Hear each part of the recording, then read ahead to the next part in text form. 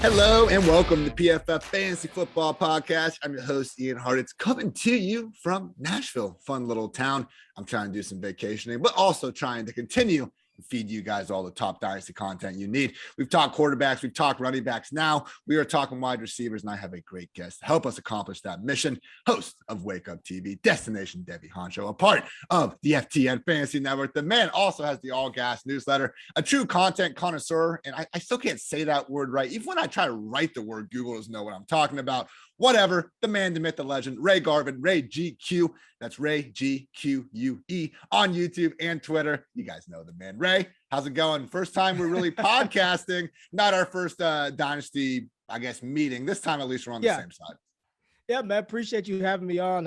Excited to talk to you about these wide receivers.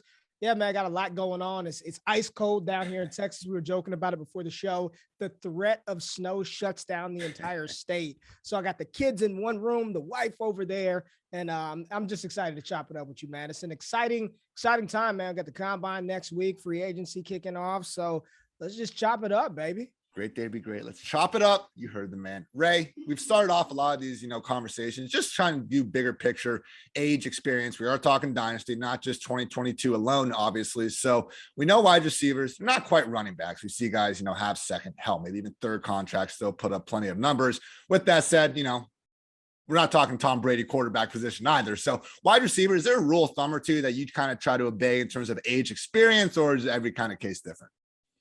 Man, so it's something I've been toiling with more and more, right? Trying to find the cliff. Like, at what point should we be looking to move off of these wide receivers? Because what I don't want to happen, Ian, is get caught in sort of this DeAndre Hopkins web, right? Like, I feel like we had an opportunity to pivot off of Nuke. And if you missed it, like, now you're like, man, what do you do with DeAndre Hopkins now?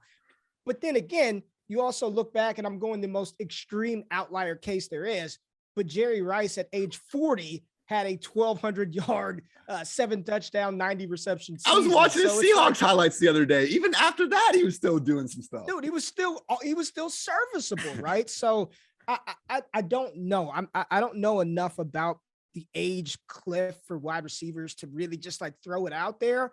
But, 33, 34, maybe that's when we should start looking. But the point is, like you said, way the hell after running backs, right? Like much later than the running back position. So no hard, fast rule, but the dynasty additive, man, I'd rather be a year early than a year late. I don't know, man. We might be a year too late on Nuke Hopkins, but we'll see. Is there anyone in, going off the show, she's already on your race, so let's get crazy here. Is there anyone not Hopkins where you kind of think that maybe in a year or two they could be in that similar spot? Say, I don't want to go there, but Keenan Allen, something like that. Keenan? Yes. Oh, shit. I thought you were going to go even a little spicier than that. Who you got? Give it to me. I'm just asking the question. I don't need to stir the pot early. But at what point you look at Cooper Kupp, you look at Devontae Adams? At what point, right? Because these guys I think Adams is already 30. Kupp is 20. Kupp's 29. It's only like year 5, year 6 in the NFL. Weird. But like, at what point do you start thinking like, maybe I should be floating Cooper Kupp out there on the trade block and you do that with the full intention and expectation that the dude's going to go for 1,500 again next season. Like, it's going to happen, right? But Adam Thielen, another one of those cases where you knew it was coming. And now it's like, if you're sitting with Adam Thielen on your dynasty roster, you're just like, I can't really trade him. I don't feel great about him. You just got to hold him. So Keenan Allen, yes, agree with you, especially if the Chargers go the wide receiver direction in the draft. Devontae Adams, Cooper Kupp, just throwing it out there, man. It's a good point too. We're like, you need to have the expectation that trade is going to hurt 12 months from the time you make it. The idea is 24, 36 months down the line. That's where we're happy we did it. So, okay, good stuff there on age. Now, consensus top 2 in Dynasty land is Jamar Chase, Justin Jefferson. We all know that. We don't need to bicker about who is, first or second, whatever. How do you feel about the rest of your top 5, though? Because this is where it gets a little more interesting. I would assume my guy, A.J. Brown, is somewhere in there. But after that, man, I had CeeDee Lamb rounding out mine. And let's just say a bunch of people on Twitter weren't the biggest fans of that. So who rounds out your top 5 after Chase and Jefferson? Okay, I'm with you. Chase and Jefferson, 1-2. A.J. Brown, in there as well. 100%. Anybody that has A.J. Brown outside the top 5, What the hell are you doing? What are they doing? Yeah, what are you doing? Ridiculous, right? I'm with you. CeeDee Lamb is still inside my top 5. CeeDee Lamb is still there. And I get that we haven't had the monster blow up season that we've seen out of Chase and Jefferson. But CeeDee Lamb is still there. He's 22, 23 years old. He's still there. Here's where it gets interesting. And I know the situation is still a lot of uncertainty around DK Metcalf in his situation. For me, it's real close between DK Metcalf and T. Higgins for me in that top 5 range. And I know that might be a little spicy, but Ian, I was looking it up yesterday because a lot of people are like, Ray, you're tripping. Tyreek Hill. Do you realize that Tyreek Hill has only had one season over 1,300 receiving yards, and that was in 2018? I didn't realize that until I was trying to fill out some future bets yesterday. I'm looking, and the odds makers at his line at 1,300, and I'm like, that should be a smash. And then I start looking, 1,100, sub 1,000. He had that 1,400-yard season in 2018. So for me, I'm going to take the cop-out answer, and I'm going to put 2 players in there in the same kind of vein. And I'm going T. Higgins, DK Metcalf. But if you're asking me, Ray, you only can choose one, I'm probably still taking DK Metcalf inside my top 5.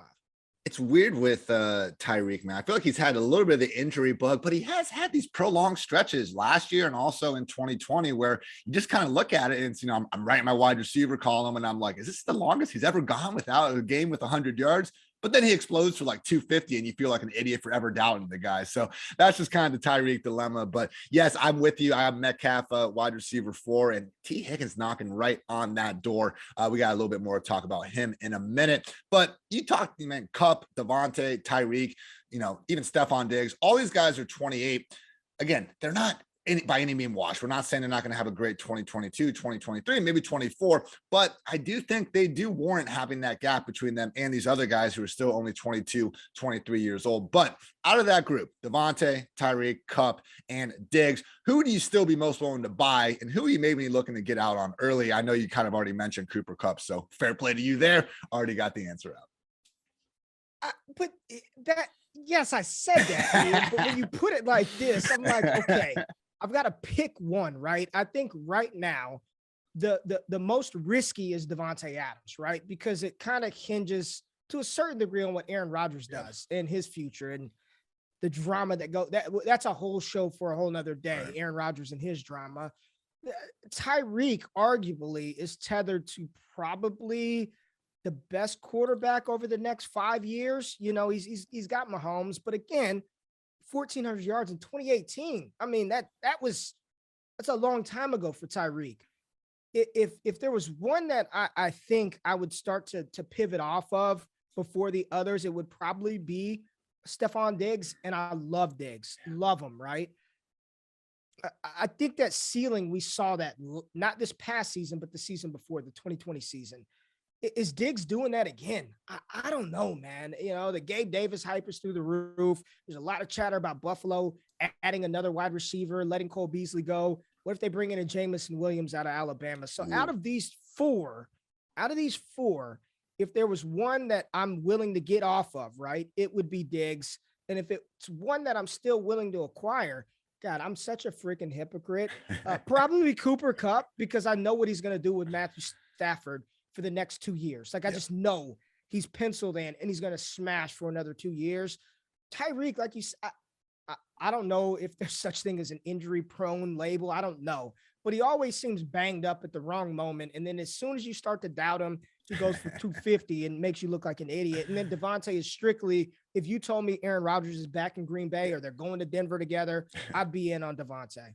Tyreek has that like Julio gene where he hobbles off the field 3-4 times in one game. And usually he's right back out there, but he scares you half to death, Ian, it's the Paul Pierce meme where he gets wheeled off of the court, and then he comes back in just Willis Reed style, man. God, multiple times per week. Come on, man. But at least he does come back out there. So we appreciate that from you, Tyreek. And yeah, man, I mean, look, we all know how great Devontae is, but it's not like Devontae would be the first great wide receiver we've seen suffer from these, bad quarterback play. Allen Robinson has been a guy where, now people aren't hanging their hat on that quite as much, but even last year aside, it was always like, well, look, he had that, 14 touchdown year or whatever it was with Blake Bortles.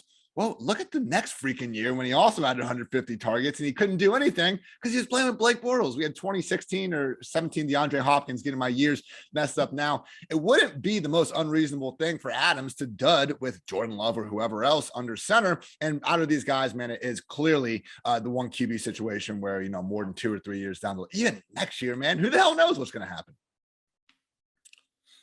Oh, man. All right. So we talked about T. Higgins earlier. So I think this is kind of a good dilemma in general with some of these wide receivers because no one's doubting T. Higgins' talent. I know the target numbers between him and Chase were fairly even in the games they were out there. With that said, gun to our heads, I think we're all picking Chase over Higgins more years than not moving forward. But we know Burrow's going to be able to spread it out. But how do you kind of balance someone like Higgins, super, super talented wide receiver too, versus someone like Diontae Johnson, DJ Moore, Jaylen Waddle, who might not have, that same great quarterback, but they do have the higher probable target floor year after year moving forward? I think this is the case of a lot of fingers crossed, hoping and praying instead of like data to back up and support the argument. I could easily make a case if you're like, all right, Ray, you just talked about T. Higgins is wide receiver 6 in Dynasty, right? If you're like, no, that should be DJ Moore, that should be Jaylen Waddle, especially like a Jaylen Waddle, I think I would be hard pressed to find an argument against that, right? I guess when I'm looking at the Cincinnati situation last year, the crazy thing is I don't think people understand that Jamar Chase probably was still just figuring it out half the season. Like, and that's scary, right? Crazy to think about, play in 2021. And then like it looked like he was just playing ball. Like, wait until he actually learns some nuance of the position and he's commanding, even more of a target share. The thing that scares me with T. Higgins is what if he gets to like the end of his rookie deal and he wants to get the bag and be the guy and he doesn't want to be number 2. And now he's not tethered to Joe Burrow and he goes to the Jets or he goes to the Dolphins or he just goes to a different team. What happens to his value then? I think the allure, and I'm just being real, man. Sometimes the recency bias comes into play there. But I do think Jaylen Waddle could easily be talked about, as that top 8 dynasty wide receiver 7, wide receiver 6. DJ Moore, we keep praying for a quarterback upgrade. Hopefully it happens this year, but based on the overall sentiment of the 2022 class, people think it stinks. So I just Diontae, he's another one of those Paul Pierce guys. I put a collage out there. He gets hurt every other play, but he always finishes the game. I think this is the conundrum with T. Higgins, and I think you see the talent, you see the upside. You know that he's going to get single coverage opposite of Jamar Chase, but how long is that going to last for? I don't know, Ian, and I don't think anybody can confidently tell you how long it's going to last for. Yeah, man. Diontae, I've been a fan of the guy. It worries me though, Ray, when I pull up these efficiency metrics and he's finishing in the bottom 10 of them. All right. I understand not everybody can be our Ridley's Goblins of the world when we're trying to project, this guy getting the elevated target share moving forward and stuff. I watched the film on Diontae. I get it. The route running's there. I don't care about the drops, the yak abilities there. Saw this hilarious meme where it was like, 8th graders behind the bleachers, like during a high school game. It was just Diontae Johnson breaking like 8 tackles, smear the, word we can't say anymore in the year 2022, if you will. But with Diontae, man, he's moving on from Big Ben, which is good from the perspective of it was late career Big Ben. We don't need to tell me how bad this dude was at this point. I'm not totally convinced, though, that Mason Rudolph, Dwayne Haskins, whoever the hell is going to be under center, though, is necessarily going to feed Diontae that much far ahead of Claypool the way that's been happening. Who knows how else they're going to add. Chase Claypool, prime buy low, Ray? Or is he someone that you just think maybe we've already seen the best of? Nah, man, get him. Let's go. Let's go. Get him. I'm with you. You're right. I don't think we knew Ben was going to find this guy. That's what he does. He's just target. I lock in. I'm throwing to you every damn time. It was the worst version of Ben. Great career, Hall of Famer. Yeah. Glad he's gone. And I do think Pittsburgh is one of the prime teams for quarterback upgrade, right? Whether that's via free agency, trade, or NFL draft. I think it's good things to come for some of the pass catchers. I just don't know which one it's going to be. Yeah. It could be Claypool and Freiermuth. It could be Diontae and Claypool. It could be James Washington. Ooh, I'm not going to go there. I'm not giving up. I'm not giving up just yet. He's been hooked to Mason Rudolph for like the last decade. That dude deserves so much better. I forgot about the college connection. I know. But I'm with you. I like Diontae. It's with these teams with quarterback uncertainties, it's truly, we just don't know. Like, we truly just don't know. So you're really just guessing. You're like, all right, well, he was the number one last year, should be the number one next year. But I think Claypool at cost, I'd rather have Claypool than Diontae at cost right now.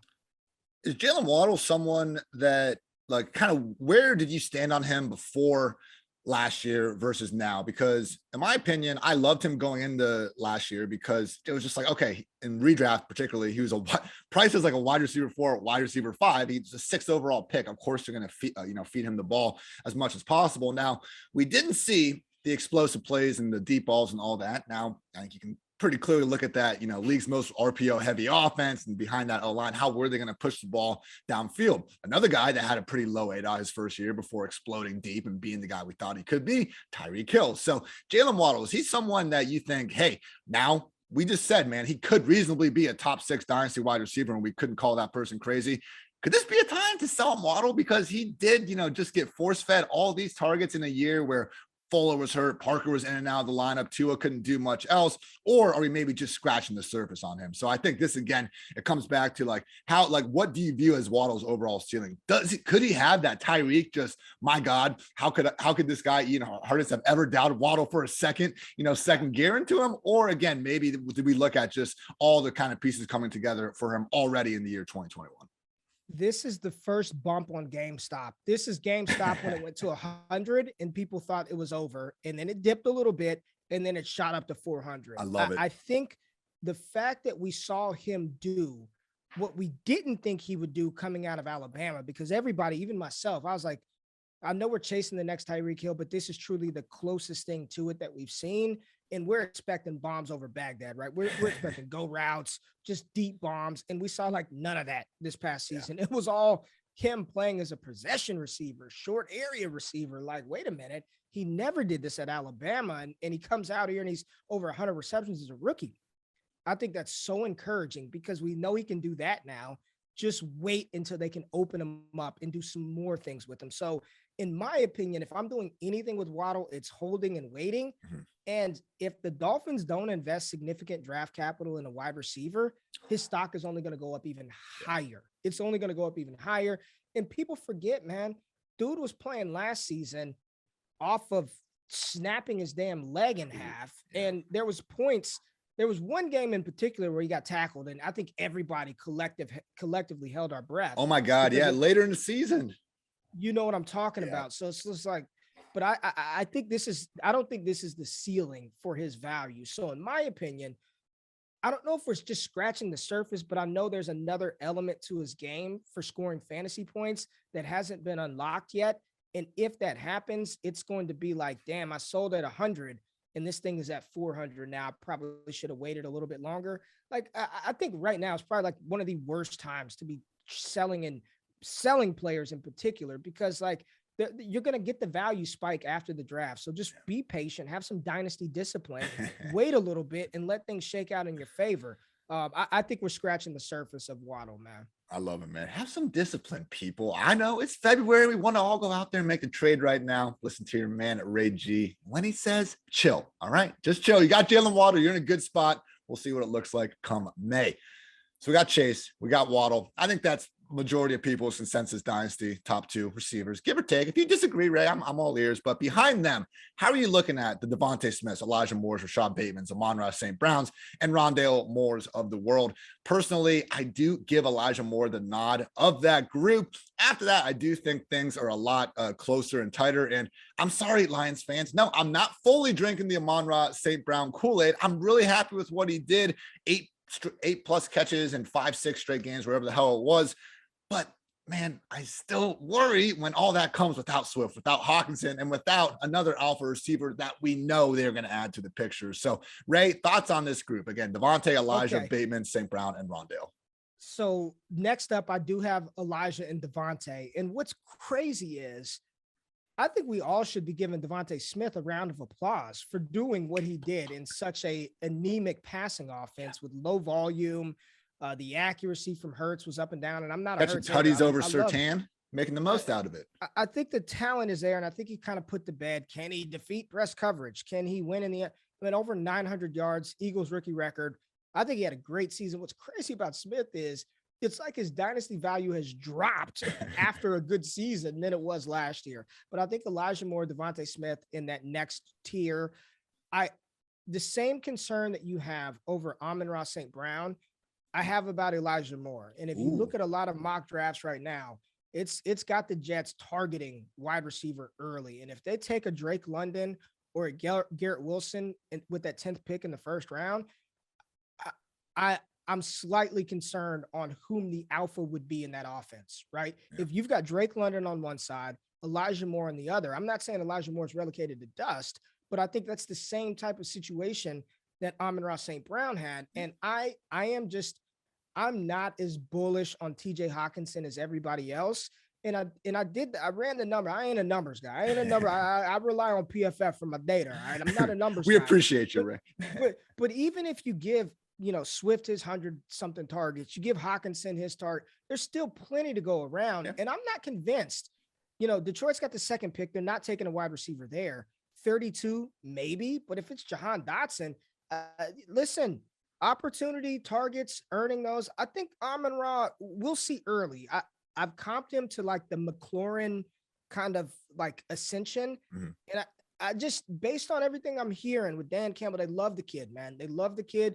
We'll see how it plays out. If they don't take a wide receiver in round one and they don't add anybody and the free agent class isn't very good anyway, I think there's a good chance he rolls into next year as the de facto number one wide receiver target. Now, I'll be very quick when I say this. Rondale Moore, I was the number one Rondale Moore truther for almost like 2.5 years.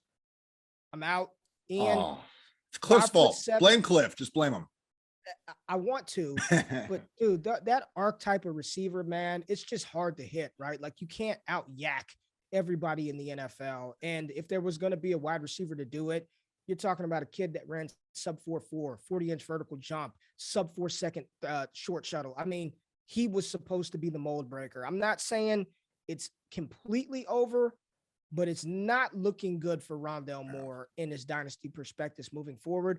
Rashad Bateman, fingers crossed. I hope he could take that step forward. It's a really good rookie class, really good 2021 rookie class of wide receivers, man. You're not kidding, man. We can even be talking about some other guys from last year that maybe would have the opportunity to, do a little better in the upcoming years, but it is what it is. Bateman's the interesting one for me because I saw the flashes at the end of the year. He had the 100-yard game. It took him a while to get healthy. And then once he was out there, you kind of saw the reason why I think a lot of dynasty people were so high on him in the first place.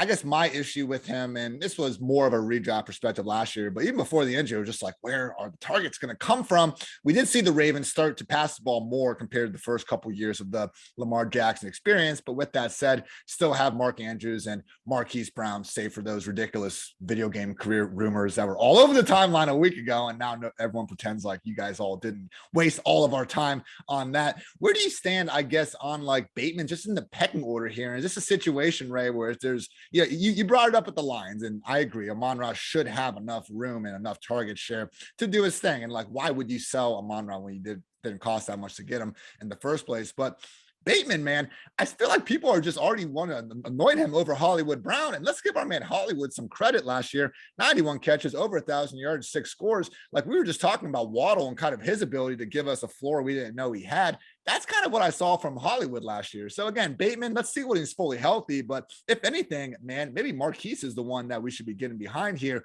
based on their ADP. Bingo. And it doesn't seem like Baltimore is interested in letting him go. Like I think when the fake news came out about him retiring to go be a streamer, he was like, man, we're working on an extension right now. Like I'm not going anywhere. Right. The Baltimore is much like Kansas City to a degree. That offense is going to run through the tight end. Like the wide receiver one for the Ravens is Mark Andrews, and it's going to be Mark Andrews for the foreseeable future. After that, I mean, when you look at Lamar Jackson's skill set and what he likes to do, he wants to take those shots over the top. And that's conducive to what Hollywood does well. Hollywood, too, has first-round draft capital. He did go over 1,000 yards. He did have over 90 receptions. I love Rashad Bateman as well. But the reality is right now, based on the information that we have, he's third option. You know what I mean? He's third option. Now, can he usurp Hollywood Brown? Maybe, but he's going to need that air yard share. He's going to need that target share. And I just don't know if he's going to pull enough away from Andrews as far as just targets, right? And then I don't know if he's going to have the downfield air yards to score those big fantasy boom weeks like Hollywood Brown. Hollywood only needs to catch you 4 or 5 to finish as a wide receiver 1 if he can get over the top. I think I think people are out ahead of their skis on Rashad Bateman just a tad bit right now, Ian. All right, Ray. Second year stud wide receivers aside, we got a couple vets out there where we've seen it before, but my God, we got some giant question marks at the moment. And I'm all for embracing uncertainty when it's, when it behooves us to do so. But Calvin Ridley, Michael Thomas, what do you make of each at the moment?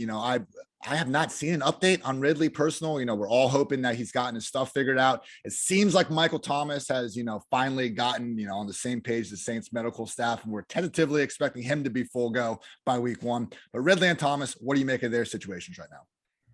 Yeah, the one that's most concerning is Calvin Ridley, because outside there was a brief little blurb during the playoff run that he wanted to come back, but wanted to be traded. And I don't even know if that was confirmed. That may have just been an egg account with 52 followers that tweeted it out and we all ran with it. I think that's the most concerning is what is going on with Ridley. We know mental health mental health struggles that he had. So prayers up to him. Hopefully all of that is cleared up, but anybody telling you they know what's going to happen with Ridley is a bold-faced lie. I don't think any of us know what's going on. Michael Thomas is back on the field. The slant god himself is back. And I think he's going to slide right back into doing what Michael Thomas does. They had nobody to throw the damn ball to this year. And, potentially quarterback upgrade for the Saints as well. So if you're a win now roster, I think Michael Thomas, we just did a Dynasty startup mock and he was going like 8th, 9th round. Like, thank you. I will take Michael Thomas at that value. Ridley's the one I still think costs you a little bit more. He's a younger player in Dynasty, not by that much, but he's younger than Michael Thomas. I don't know, man. Ian, if you're telling me I got to spend a 5th round startup pick, 6th round pick for him, it's tough. I may just pivot to one of the rookies, right? But it's if you pass on him and 2 weeks later they say Calvin Ridley's back, he's full go, he's ready to play, you're kicking yourself in the ass. Yeah. I just don't know, man. That one is very, very tricky because it's not like he had a physical injury and we're just waiting for him to come back. This is something different, and you just don't know where his mental state is, man. Nobody knows besides Calvin Ridley, I'm assuming. Yeah, and I think the one you mentioned, it wasn't really a trade rumor. I don't think it was I don't think it was an egg. I think it was just a Falcons or NFL reporter putting 2 and 2 together and just saying like maybe a change of scenery would be best for both parties. So I don't think it was malicious or anything like that. Maybe it would be better, but yeah, we just haven't gotten an update. Whereas Michael Thomas, 8th or 9th round, people. Like, okay, the Carlton Davis slant boy narrative, it was a fun time. We like, slandering guys on Twitter, but come on, the guy caught passes from late career Drew Brees, still accurate, but a noodle arm he had.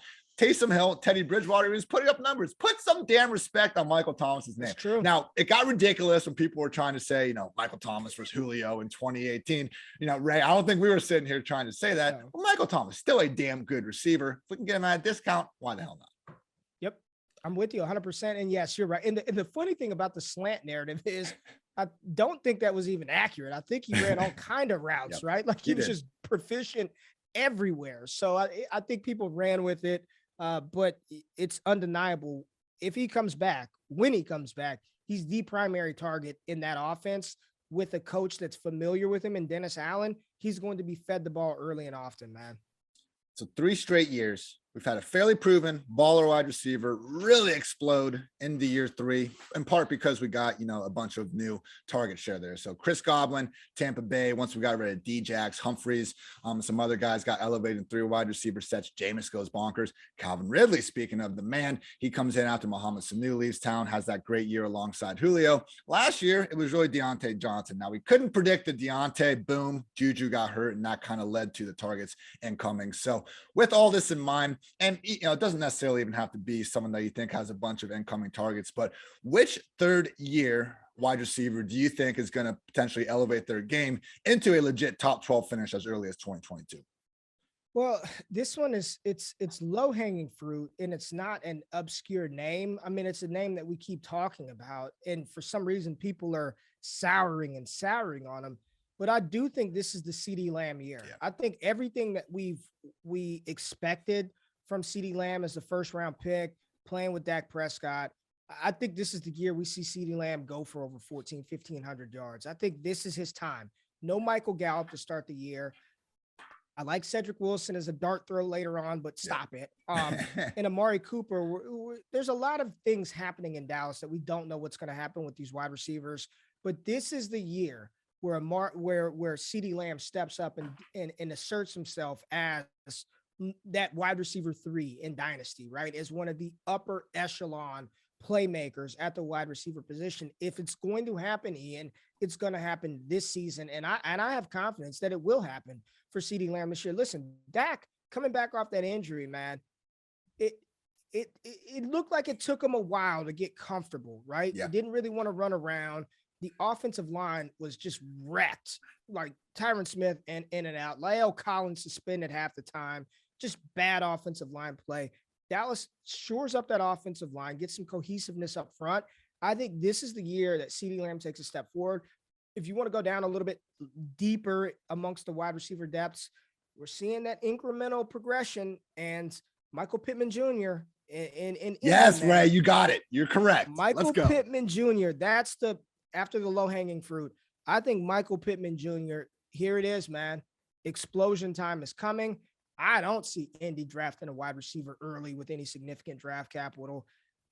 I'll let you take the floor because you seem excited about this one. But Michael, and for everybody out there, I don't know what the hell Ian was going to say. So this is just the synergies aligning. Michael Pittman Jr., man, that's the one that's going to do it in year 3.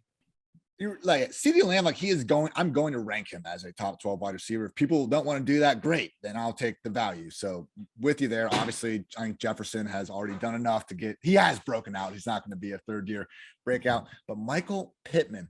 So some of the reasons now, the Carson Wentz situation throws a little bit of a wrench in this.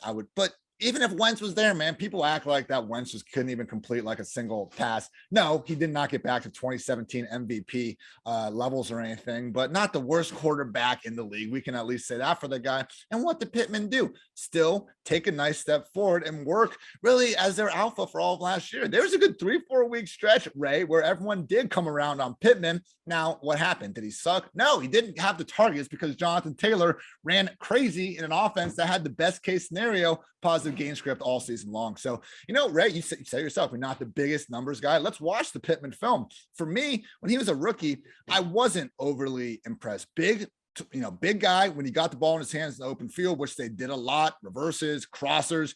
But I was seeing people, show a play where Steelers decide not to cover him. He runs 40 yards untouched. It's like, oh, Michael Pittman breakouts here. I didn't quite see it. Now, starting in that wild card game against the Bills into next year, like, dude, that catch he had against the Ravens for a touchdown this year, deep over Moss, the dude, like that was one of the best plays we've seen a wide receiver make. So I think based on what we saw from him on the tape ascending, we know that, like you said, he's going to be the alpha number 1. You look at the game script, if we can just somewhat secure a better quarterback, then that will be a last piece of the puzzle. But Ray, we might as well take the discount right now because once we do get that quarterback, everyone will probably see this coming. 100%. I was a big Michael Pittman. I'm a sucker for USC wide receivers. I just think they have you go back through the history of USC wide receivers, majority of them have been pretty damn good in fantasy, right? I was a big fan of Pittman coming out. Didn't know if he had the overall skill set to fill in as a wide receiver 1, but it did seem like they trusted him more and more this season. We saw that leap from year 1 to year 2, and I think we see an even bigger leap from year 2 to year 3 with MPJ. And like you said, as soon as they do get a quarterback, whether that's through the draft, free agency, a trade, like that discount is over. It's a wrap for him. I mean, where are your pass catchers?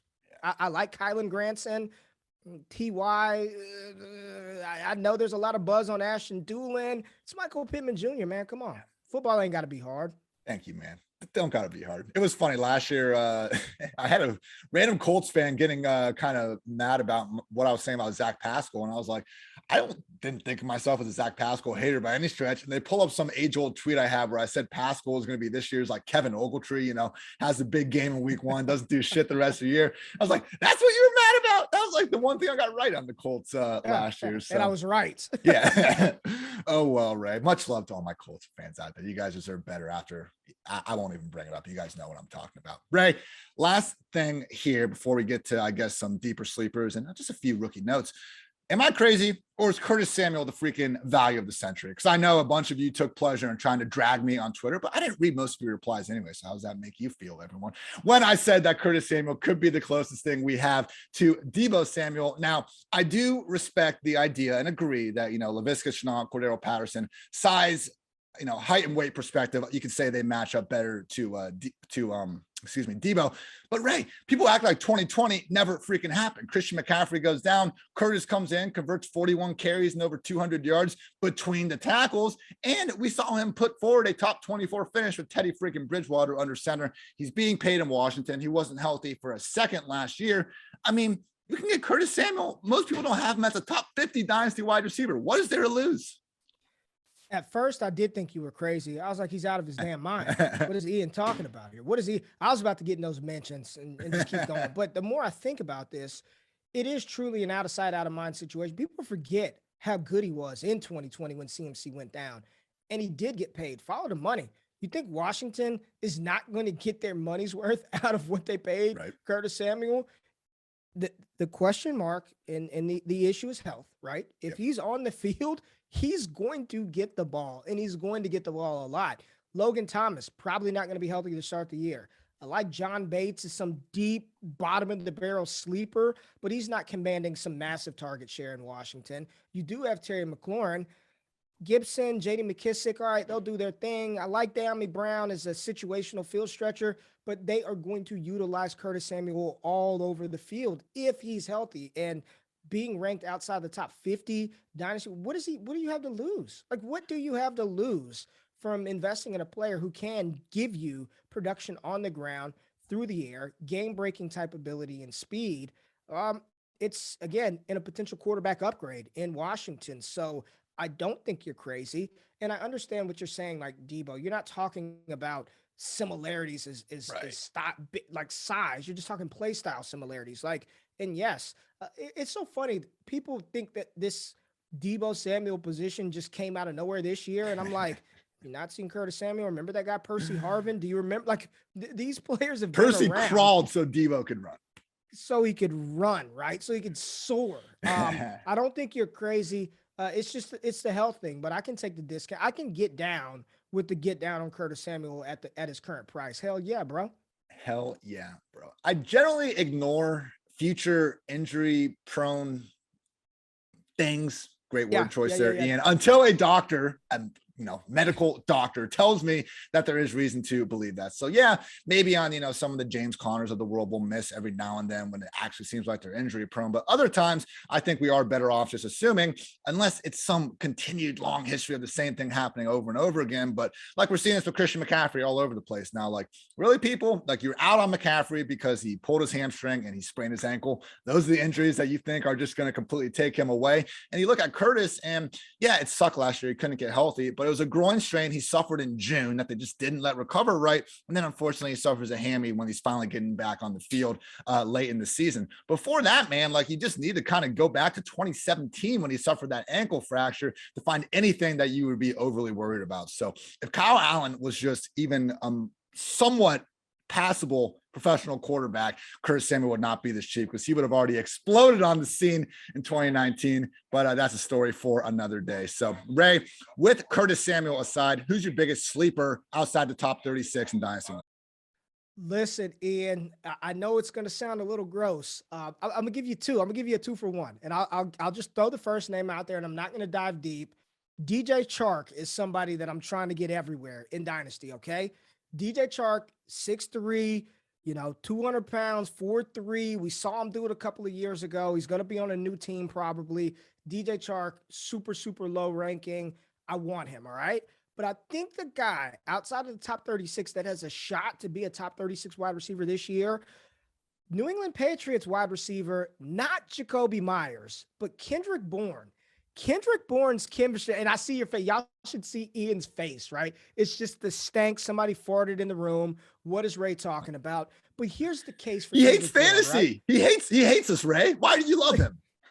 He says that, but I know Kendrick. I know me and Kendrick cool, man. He likes fantasy. He digs the fantasy. Mac Jones is going to have a second-year leap. The fact that he played in you can't quantify this, right? And no, he shouldn't have been a Pro Bowler, but he was there. He was with the greats. He had a really fantastic rookie season. He learned a lot through successes and failures. You normally see that leap from year one to year two with quarterbacks, and the chemistry that he started to develop with Kendrick Bourne late in the season as they went into the playoffs, you saw it. Kendrick Bourne was a reliable target for him. I mean, he almost outproduced Jacoby Myers on 50 less targets than Jacoby Myers this season.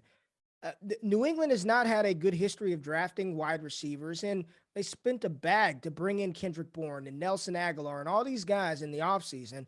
Kendrick Bourne is starting for them next season. And he only had, 50% snap share last year. You give him, 65% snap share, just increase it 15%. And what he did last year, 55 for 800 on 70 targets. I think Kendrick Bourne is one of those players that with that second-year leap, and I'm hinging that on McCorkle Jones, that second-year leap from Mac Jones, I think Kendrick Bourne is a sneaky candidate to easily finish with over 1,000 yards, multiple touchdowns this year in a division where they're going to have to score to keep pace with the Dolphins, with the Bills, and maybe the Jets get a little bit better. Deep, late, doesn't cost you a lot. Kendrick Bourne is one of the guys that I'm kind of interested in, man. He had 3 top 8 finishes. I know we all just kind of wrote off the New England passing game because it was so crowded throughout most of the year, but he really was the boom guy if there was going to be one out of that group. And Ray, just from watching the offense, I really thought they were going to use Nelson Aguilar in the ways that they were using Bourne, because everyone likes to bring up the dropping babies Aguilar gif and making fun of the guy. But Nelson Aguilar, man, I always thought the best part of his game was that ability after the catch. And this last year with the Raiders, now he was actually winning it downfield. So I still think there might be, maybe I'm just, gotta give up on Nelson Aguilar at some point. Either way, just to see the way New England really prioritized Bourne over Aguilar, who's just a complete afterthought in the offense by the end of the year. So I was wrong initially on these two, but we now have a full season of evidence that Bourne will be the featured one. I think maybe New England, based on some of their first round wide receivers they've taken, not exactly the biggest candidate to be investing in that position. And he's cheap as hell. So Kendrick Bourne, DJ Chark, go get him, people. I like the Chark call, Ray, because again, it's just like what I was talking about with Curtis and some of these other guys. Why are people out on DJ Chark? Well, he didn't play last year. He got hurt. Okay, that's it. We cannot have dreamt of a worse situation for him to be in last year. We'll see if he's back. Yeah, and that's it. Here's the thing: it's that opportunity and skill set. And I know it was 2 years ago. But DJ Chark did have 1,000-yard season, right? As a rookie in his second season, 117 targets, 73 receptions, over 1,000 yards. Again, 6'3", 200 pounds, 4'3", 40-yard dash. Jacksonville was a dumpster fire to the highest degree last season. And my thing is, it can only get better. I don't think he's going to be there, but let's just play the what-if game. Kansas City. God, we do this every year. They need a number 2, right? What if he goes to Kansas City? What if he ends up in Buffalo? I just think what it costs you to get a player who's being valued, literally, I'm looking at some wide receiver 131. Whew, come on. 130 wide receivers better than DJ Chark. Dude's 25 years old. Live a little, people. Live a little. Get you some Chark. Ray, great stuff. Now, I haven't gone too far in on the upcoming class of rookies yet myself, but I know you've, been grinding some of that film. I want to get a couple early thoughts. I dabble. My man dabbles just a little bit here. I am a Buckeye lifer, born and raised in Columbus, Ohio, so I've had the privilege of watching these guys, for their entire career. Honestly, Garrett Wilson, it's fun. I actually played high school football with his brothers. Cam was a wide receiver at Iowa. Donovan played running back at Georgia Tech. Their dad was in the NBA in the 80s. And even then, man, I think Garrett was like in 5th grade or something when I was out there in high school. And even then, all of his brothers were like, no, you wait and see Garrett. He's the best one of this group. Yeah, he freaking is. He's incredible. But so is Chris Olave, all-time leader in Ohio State receiving touchdowns. Oh, boy. Who do you want? Boy. Garrett Wilson versus Chris Olave. Lay it on him, Ray. Oh, boy. And we got the Ohio State homerism. I'm glad you prefaced this conversation with that, because I think it's clearly Garrett Wilson. That's the guy I want. His skill set, man. I call him a separation specialist. I don't care how aesthetically pleasing routes look. I do not care. Everyone talks about, route runner. They're fun to look at. All I care about is, can a receiver create separation? And you can do that in one of 3 phases of the route. Off the line of scrimmage, you see Davante Adams with beautiful releases. Inside the route, can you shake and get loose? Hunter Renfrow, the slot machine god himself, inside the route. It's just beautiful the way he creates separation. And then at the point of catch, you see players like Jamar Chase. Looks like Chase is blanketed half the time, and right before the ball gets there, last second he creates that separation. I think Garrett Wilson is a separation specialist. He can do it in all 3 quadrants of the route, off the line, in the route, and at the catch point. I think he's an incredible wide receiver prospect. Not some explosive, ridiculous athlete. I don't think he's going to go combine and run 4.3, 4.4. And basically, data has told us that it doesn't even matter for wide receiver, right? Like, that does not matter at all.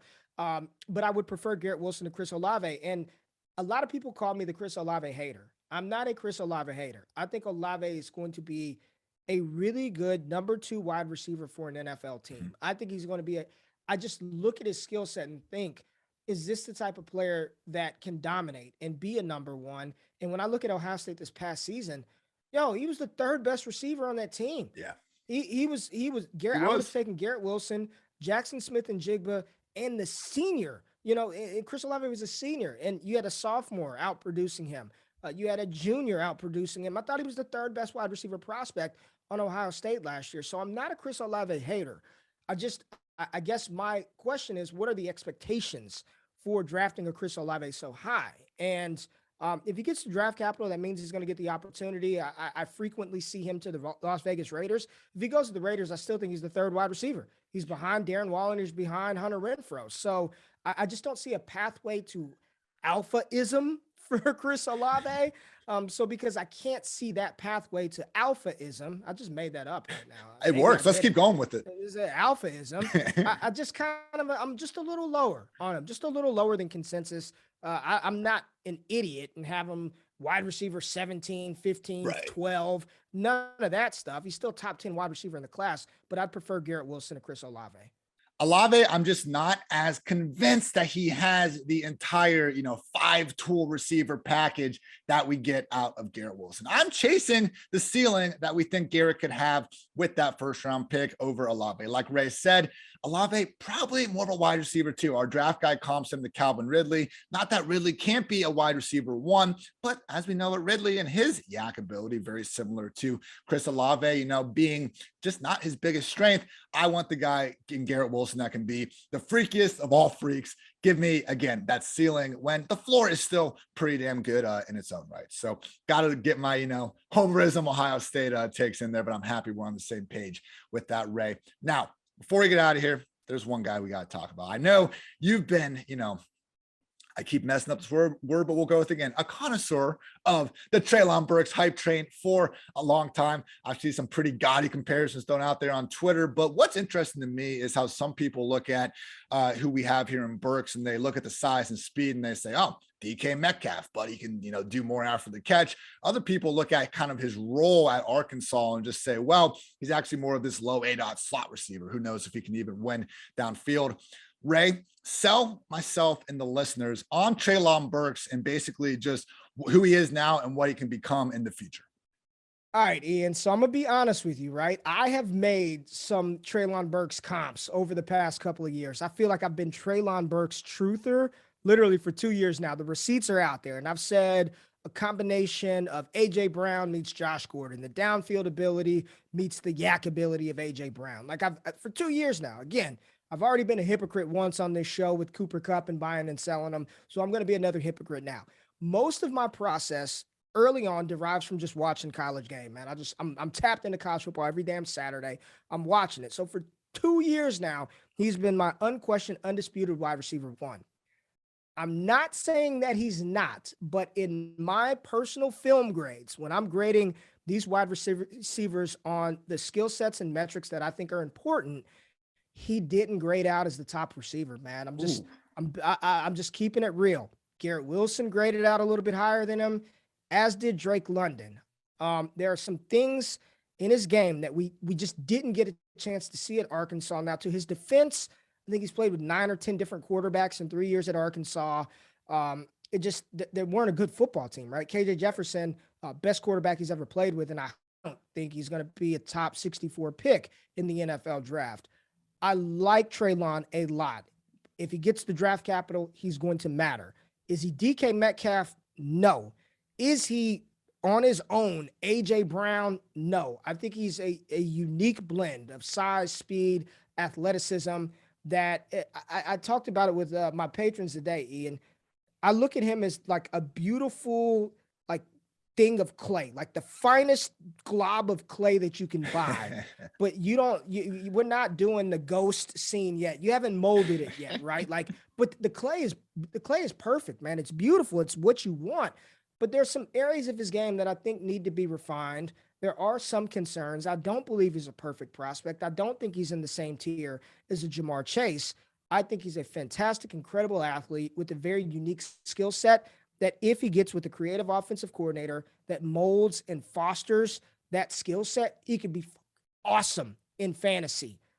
But it also can go real bad if he hits a landing spot where it's just like, I want you to play like Hunter Renfrow, because that's not his game, right? And he's not A.J. Brown. I think A.J. Brown was a better separation specialist at every quadrant of his routes.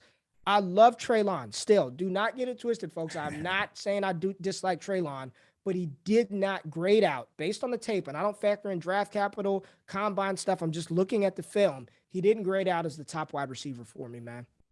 And Ray, I'm happy the way you kind of put that together, because originally I think what I saw like from you on Twitter was just like the AJ Brown this, Josh Gordon that and stuff. And okay, on the surface, but you said it, like he's not those guys. He's a unique prospect. So sometimes we need to use 3 different comps. And hey, say if all comes together, then we could be having this. But Treylon Burks, maybe the comp for Treylon Burks is just Treylon Burks, because we haven't seen someone with that set of skills. So that let's get him. Is there a team that you would just love to see him go as the truth, or you are? Man, team that I would love to see. It's just I replace Amari Cooper in Dallas. Why not? I think who I think would work well with his skill set. I think the Chargers, because you've got the route technician with Keenan Allen. There are rumblings about them upgrading the tight end position through free agency. I'd love to see like a David Njoku there with Justin Herbert, but you give him a intermediate target, and then the guy that he is fast as hell and can run deep on some plays. I think that would be an ideal landing spot that fits Justin Herbert's skill set. I would love to see that. I'm seeing a lot of Philadelphia, don't like it at all. Cleveland, maybe, because they'll probably just run shallow crossers with him the entire time. Listen, the size adjusted speed is ridiculous. He's going to test really fast. I just think he's not as polished of a prospect as I think the consensus community wants him to be, but that's not a bad thing, right? You're right. There are the DK comps, the 1-for-1 AJ Brown comps, probably a little asinine at this point. But when you're just looking at the individual skill sets that he possesses, I think he's got tremendous upside, but a lot of things have to line up and fire for him. Chargers, man, I like that call. Sign him up with Justin Herbert. He can go to the Keenan Allen, Stevie Johnson School of Route Running. Learned that a couple of years. Great call. Great stuff, Ray. We appreciate you coming on. Again, people, Ray, all over the place. You can see him on Wake Up TV. Subscribe to All Gas newsletter, Destination Devy, FTN Fantasy, all that and more. Ray GQ on YouTube and Twitter. Ray, man, the YouTube game is strong, and you're putting out all sorts of content, week in and week out. I know you're one of the most respected people in the Dynasty community. That's why I wanted you on here, man. So thank you again. Anything else you want to get off your chest before you get out of here? Nah, man, appreciate you having me on, Ian. It's the first time we've done this. We're in leagues together. we got to chop it up again, man. Maybe post-draft we can come on here, chop it up again, man. Thank you for having me on. Will not be the last. I will hope this will be the last one that I do from a hotel room, and I have fake fire alarms going off throughout the show. So apologies if you guys caught any voices in the background.